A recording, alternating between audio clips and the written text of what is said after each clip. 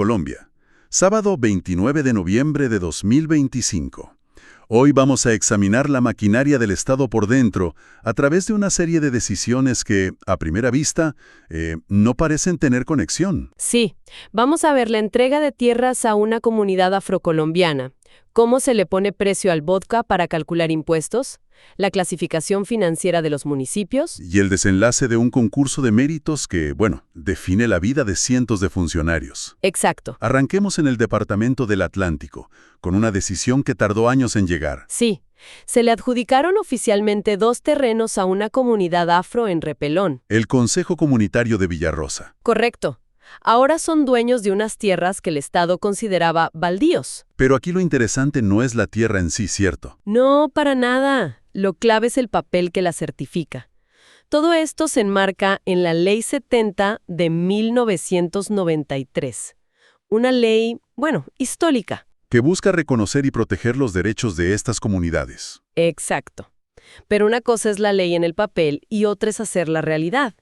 Fíjate, este proceso lo inició el representante legal de la comunidad, Antonio Alberto Alvear Alvear. ¿En qué año? En 2021. O sea que pasaron 4 años desde la solicitud hasta la adjudicación. ¿Por qué tanta demora para un terreno que es de poco más de 3 hectáreas? Digo, no es una extensión gigantesca. Pues porque el proceso es increíblemente detallado.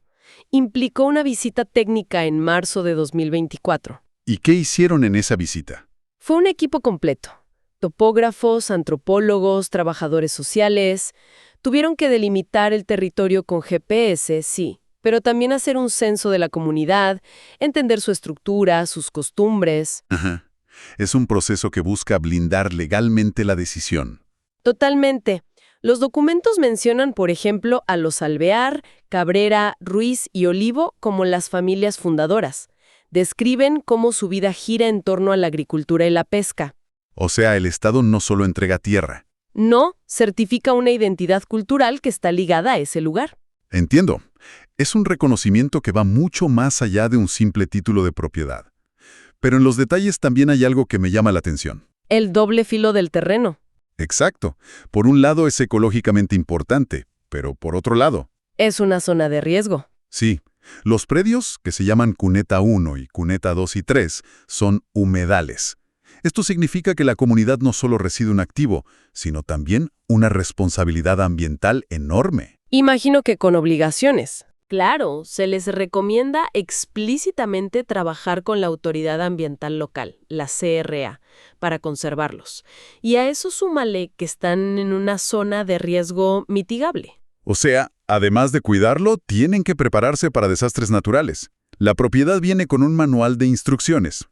Muy complejo. Así es. Bueno, de la tierra y el agua pasemos a algo más espirituoso. La regulación de licores. El DANE acaba de publicar la lista de precios de referencia para 2025. Sí, para licores, vinos y aperitivos. Y esto que parece una simple lista de precios tiene un impacto fiscal, gigante. Totalmente. Esto no es una sugerencia de cuánto debe costar una botella en el supermercado, ¿verdad? No, para nada. Este es el precio base. La base sobre la cual los departamentos calculan y cobran el impuesto al consumo. Que es una de sus principales fuentes de ingreso.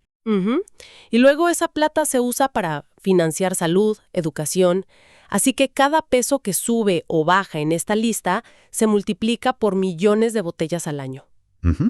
A ver, veo un ejemplo curioso en la lista. Licor de vodka sabor a Lulo Vasiliev.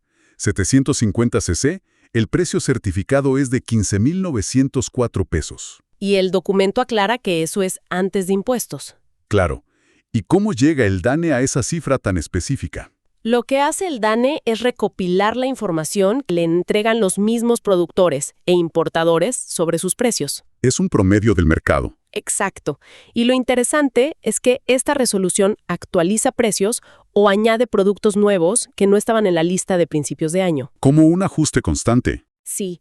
Por ejemplo, también se modifica el precio de un vino italiano, el vino rosato Toscana Borro Rosa, que ahora tiene un precio base de 20,000 pesos. Se busca que la base del impuesto no se quede desactualizada. Claro, es la forma en que el Estado se asegura de que su tajada del pastel se mantenga relevante.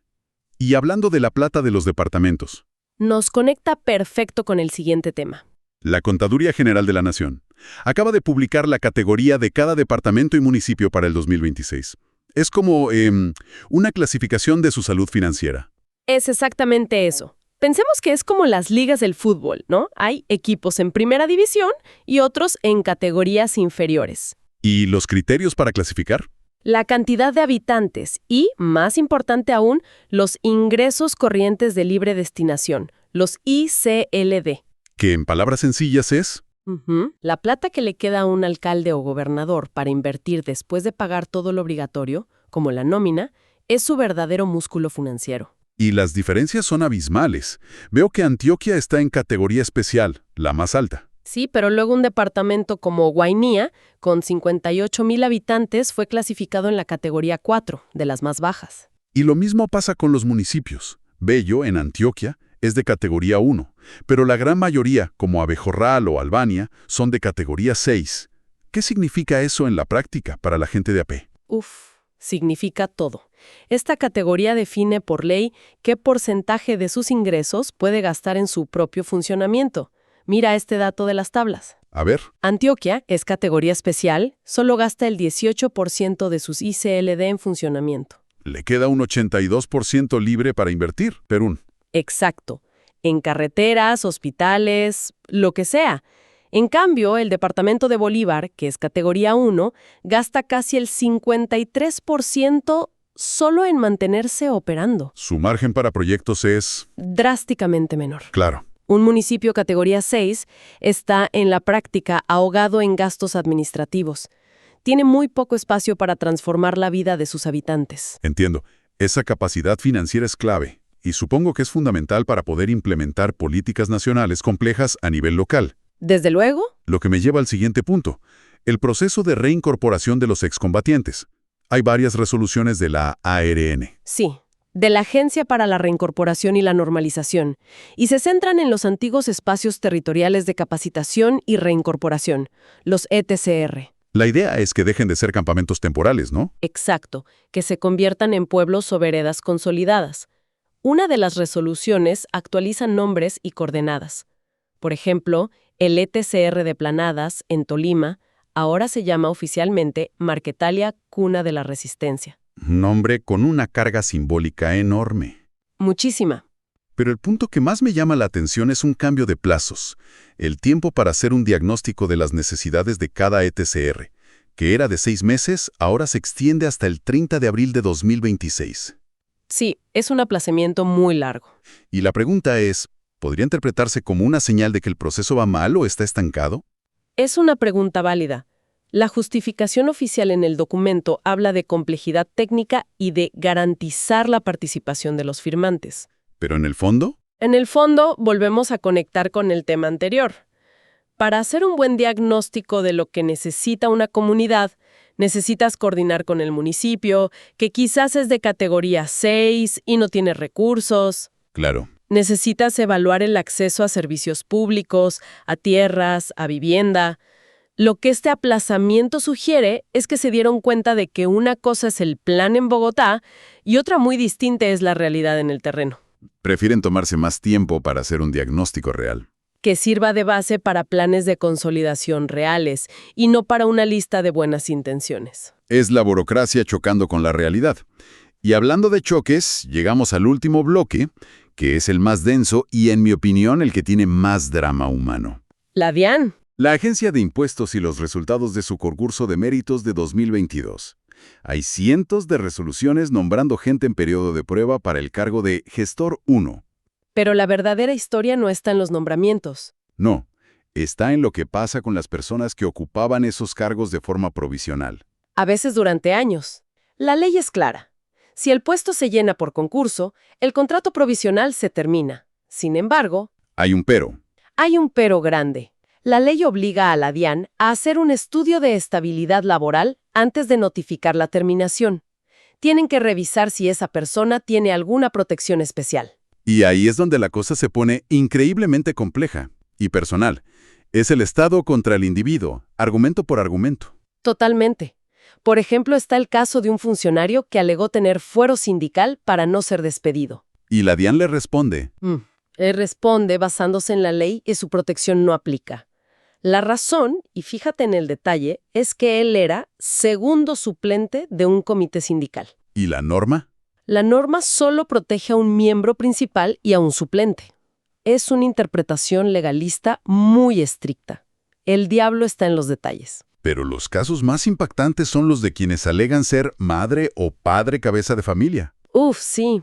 Uno pensaría que es una protección casi automática, pero no lo es. Para nada. Para nada. La Corte Constitucional ha establecido unos criterios durísimos. No basta con ser madre soltera o no vivir con el otro progenitor. Debes demostrar con pruebas que la responsabilidad económica es total y permanente. Y que hay una sustracción real de las obligaciones por parte de la otra persona. Exacto. En varias resoluciones, la DIAN niega la protección porque, al revisar las bases de datos del Estado, encuentran que el excónyuge aparece como cotizante activo en salud. Lo que para la ley presume que existe algún tipo de apoyo económico. Aunque en la práctica no sea así. Es una lógica fría. Y tenemos un caso que lo ilustra perfectamente. Se nombra a una nueva funcionaria que ganó el concurso, María Cristina Arias Garzón, en Cúcuta. Y para que ello pueda posesionarse, se le termina el contrato a quien ocupaba ese puesto, Aida Yurani López Daza. Ella alega ser madre cabeza de familia. ¿Y qué pasa? La DIAN le niega la protección. El argumento es que, según los registros, el padre de Aida Yurani vive con ella y aparece como cotizante en salud. La conclusión de la entidad es que, al haber otro adulto con ingresos en el hogar, No se cumple el requisito de dependencia económica absoluta de los hijos hacia ella. Es la aplicación de la norma en su forma más pura. y a veces más cruel. Sí, el derecho al trabajo por mérito de quien ganó el concurso termina pesando más que la situación particular de quien ocupaba el cargo, porque esa situación, no encaja perfectamente en las casillas que la ley ha definido para la protección. Ok, vamos a recapitular. En un solo día de publicaciones oficiales, hemos viajado desde el reconocimiento de tierras ancestrales a una comunidad en el Caribe, Pasando por la base fiscal de los licores, hasta aterrizar en la clasificación financiera que define el futuro de los pueblos. y el drama personal de un concurso de méritos. Lo que conecta todo esto es la materialización de las políticas públicas. Vemos cómo las grandes leyes se decantan en procesos burocráticos, lentos, detallados y a menudo conflictivos. Hay una tensión constante, ¿no?, entre la norma general, la ley, el concurso. Y la realidad particular de una comunidad, un municipio o una persona. Exacto. Entonces, ¿cuál es la reflexión final que nos deja este recorrido por la maquinaria del Estado? Que hemos visto al Estado en todas sus facetas. Como garante de derechos históricos, como regulador de la economía, como el empleador más grande del país y como el implementador de un frágil acuerdo de paz. Cada resolución, aunque parezca un simple papel, es una pieza que moldea la realidad. Correcto. Y esto nos lleva a una última idea, la importancia radical de la transparencia. El hecho de que podamos analizar estas decisiones con nombres, fechas y argumentos es porque son públicas. Nos permite fiscalizar cómo las grandes promesas políticas se traducen en la vida cotidiana. Y nos obliga a preguntarnos si la aplicación estricta de la norma está siempre alineada con el espíritu de justicia que, se supone que debe buscar.